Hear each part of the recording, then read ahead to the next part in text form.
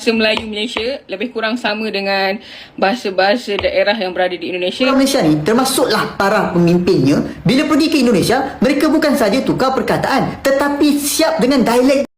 Assalamualaikum warahmatullahi wabarakatuh. Halo semuanya, dimanapun berada, jumpa lagi bersama saya Mbah Dul Channel. Gimana kabarnya teman-teman semua? Semoga selalu dalam keadaan sehat, selalu baik-baik saja. Semoga dipermudah dan diperlancar urusannya, aktivitasnya, dan semoga selalu dalam keadaan bahagia. Oke teman-teman, di sini ada video orang Malaysia menjelaskan perbedaan bahasa Melayu dan bahasa Indonesia dan ketertarikan anak muda Malaysia kepada bahasa Indonesia. Yuk teman-teman, untuk mengetahuinya kita simak ulasan dia dalam video ini. Oke, yuk, go.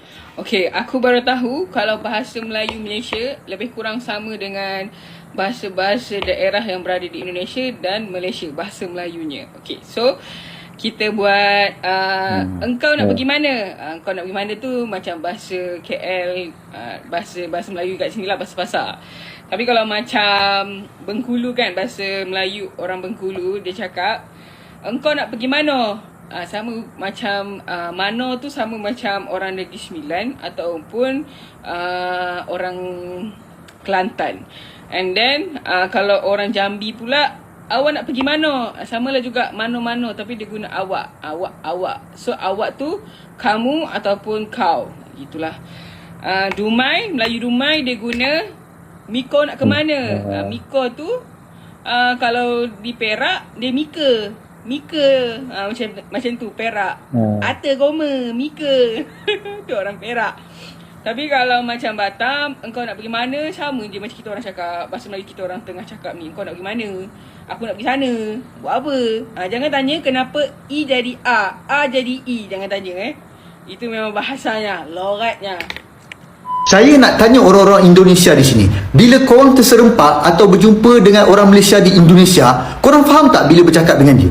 Kalau korang faham dengan mudah, maka saya nak bagi tahu pada rakan-rakan Indonesia di sini, itu bermaksud orang Malaysia tersebut telah menukar bahasa Melayu Malaysia kepada dialek atau perkataan Indonesia. Tapi kalau dia bercakap dan korang tak faham, itu maksudnya dia cakap bahasa Melayu gaya Malaysia. Tapi rata-rata orang Malaysia ni, termasuklah para pemimpinnya, bila pergi ke Indonesia, mereka bukan saja tukar perkataan tetapi siap dengan dialeknya sekali.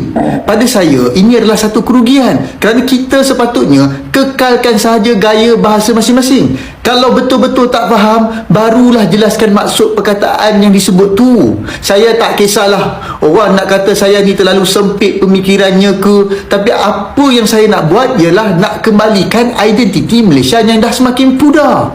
Apa pandangan anda? Tuliskan dalam ruangan komen. Bahasa Indonesia dah jadi bahasa rasmi ke-10 UNESCO. Bayangkan, dengan pengiktirafan ini, maka bahasa Indonesia akan menjadi sangat terkenal. Dan saya yakin akan lebih banyak kelas belajar bahasa Indonesia akan dibuka di seluruh dunia. Selepas pengiktirafan UNESCO, saya juga berani jamin satu persatu pertubuhan besar dunia akan turut mengiktiraf bahasa Indonesia sebagai bahasa rasmi. Dan jangan terkejut kalau bahasa utama ASEAN nanti pun akan jadi bahasa Indonesia. Pada waktu itu, bahasa Melayu kita tak akan lagi dilihat dan perjuangan untuk mengangkat bahasa kebangsaan sebagai bahasa dunia tidak lagi akan berjaya. Sepatutnya kita teruskan usaha mantan Perdana Menteri kita dulu, Datuk Seri Ismail Sabri, yang nak jadikan bahasa Melayu sebagai bahasa ASEAN. Walaupun susah nak dibuat di peringkat ASEAN, boleh saja buat di peringkat lain. Namun malangnya, disebabkan kerajaan dan rakyat kita yang sangat tak patriotik ini, maka kita terus dalam kerugian yang amat. Ada satu perkara saya nak maklumkan pada kerajaan. Usaha kita nak memartabatkan kembali bahasa kebangsaan tidak akan lagi berjaya, terutamanya dalam era globalisasi ini, kerana sepatutnya pemerkasaan bahasa kebangsaan telah dibuat sejak 66 tahun dulu. Namun disebabkan Perdana Menteri pertama Tunku seorang yang berjiwa Inggeris dan tidak ada kemampuan mentadbir, maka 66 tahun kita sengsara dengan identiti negara bangsa. Bahasa Indonesia pula dah lama dijadikan bahasa kebangsaan dan digunakan secara menyeluruh di negara mereka sejak sebelum kita dapat kemerdekaan lagi. Syabas Indonesia. Anda beruntung mempunyai seorang pemimpin dan kerajaan yang hebat dan luar biasa. Kongsikan video ini kalau anda bersetuju.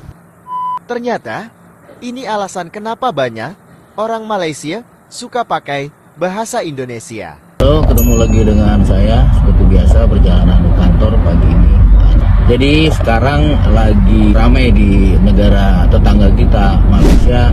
Anak-anak mudanya lebih senang menggunakan bahasa Indonesia. Sebenarnya kita sama-sama basicnya bahasa Melayu, tapi mereka lebih senang menggunakan logat atau gaya bahasa Indonesia.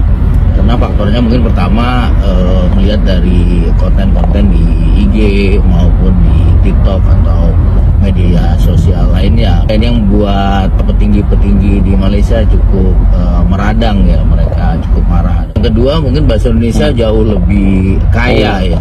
Kosakatanya, perbendaharanya lebih banyak.